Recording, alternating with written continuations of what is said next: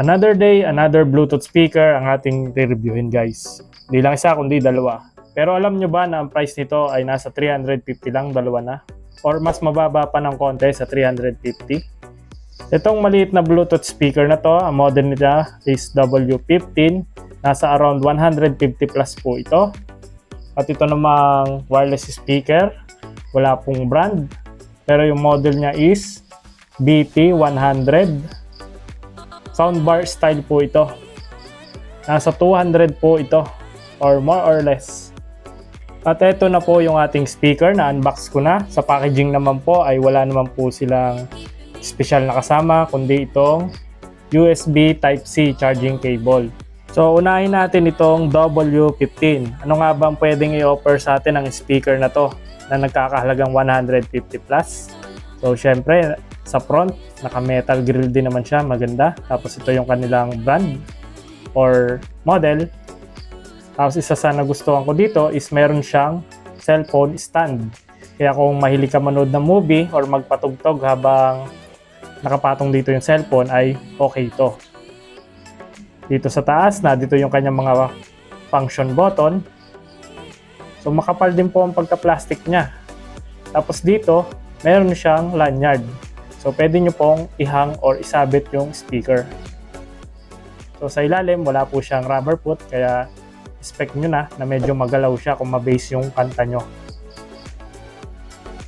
At sa likod, meron siya dito mga aesthetics na design. Yan, butas-butas. At ito naman yung kanyang mga functionality. So, on and off switch. Tapos, meron siya ditong butas para sa kanyang LED indicator. So, hindi ko po sure kung meron ba itong built-in microphone. Pero I think wala kasi nga mura lang yung price niya. Tapos, DC 5 volts.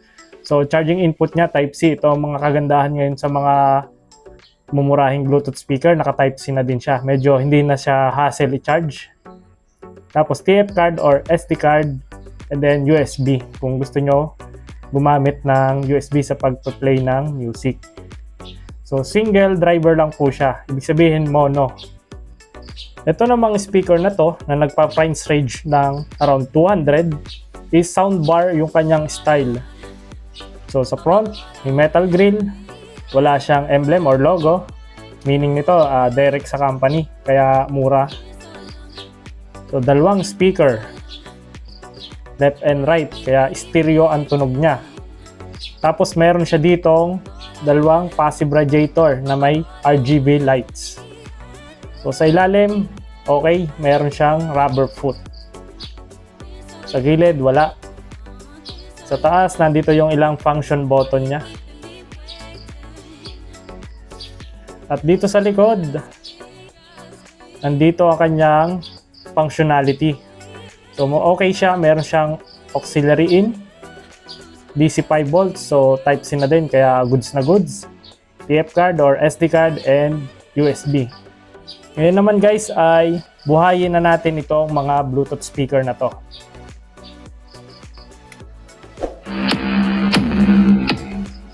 The Bluetooth device is ready to pair.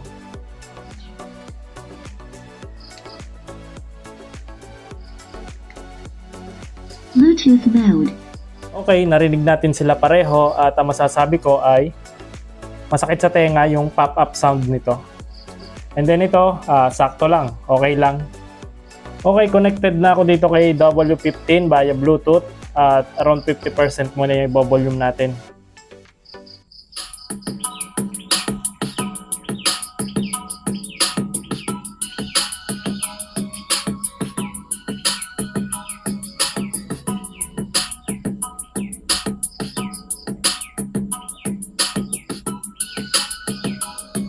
Ngayon naman ay tataas natin sa 100% yung volume.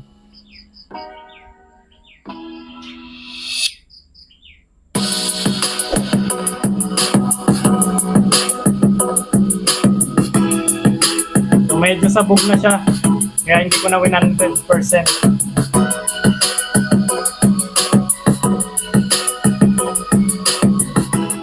Connected na din ako dito sa isang speaker, yung ating soundbar, at magpe-play din ako ng music na around 50% up to 100%.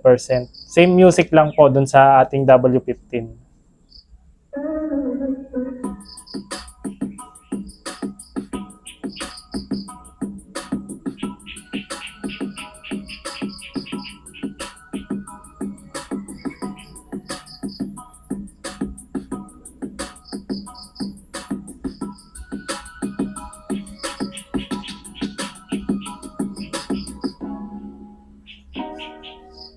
So try na po natin siya i-100%.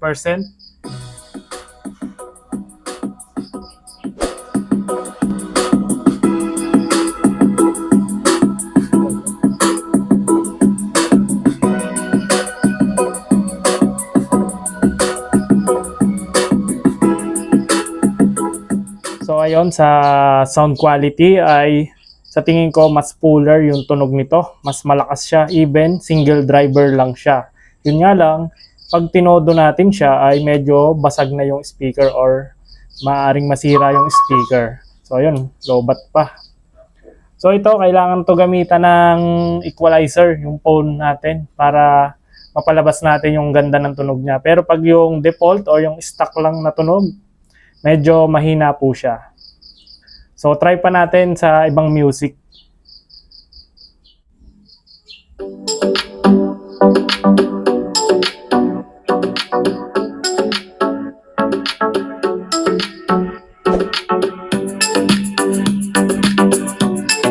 So ito guys, 100% yung volume.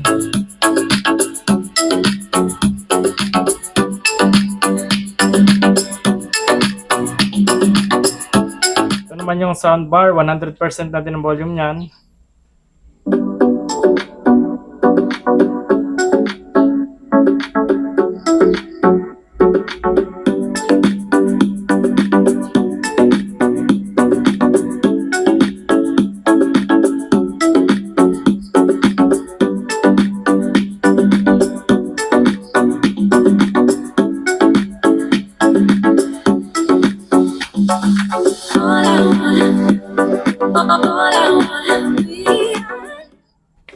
So okay naman to, parehong speaker na to at function well naman.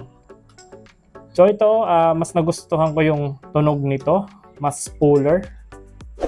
So na-amaze din ako kahit maliit siya, mas malakas yung sounds niya. Ang ayaw ko lang dito is yung kanyang mga welcome tone.